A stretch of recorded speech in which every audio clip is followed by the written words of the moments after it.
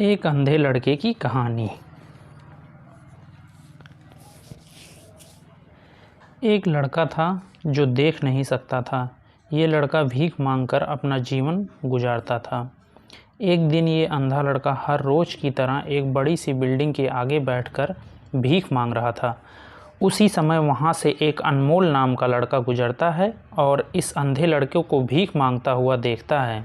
अनमोल उसी बिल्डिंग में एक ऑफिस में काम करता था। जब अनमोल ने देखा कि ये लड़का भीख मांग रहा है तो वो उसकी मदद करने के लिए उसके पास पहुंचता है। अनमोल वहां जाकर देखता है कि एक लड़के के पास एक डिब्बा और उस डिब्बे में थोड़े सिक्के भी हैं। कुछ लोग आते हैं, इस लड़के को पैसे देते हैं और कुछ लोग उसे बस देखकर ही चले जाते हैं। अनमोल ने ये भी देखा कि इस लड़के के पीछे एक बोर्ड लगा हुआ था जिस पर लिखा था कि मैं एक अंधा हूँ, मेरी मदद कीजिए। ये सब देखकर अनमोल अब ये सोचने लगा कि इस दुनिया में भी बड़े कमाल के लोग हैं। जिसे मदद की ज़रूरत है उसे कोई नहीं करता।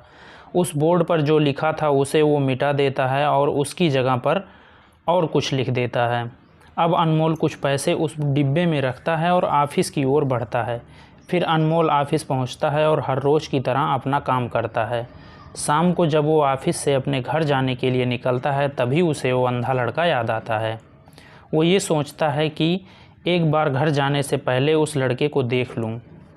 मेरे लिखने की वजह से उसके जीवन में कोई बदलाव आया कि नहीं। वो अब उस अंधे लड़के के पास जाता है।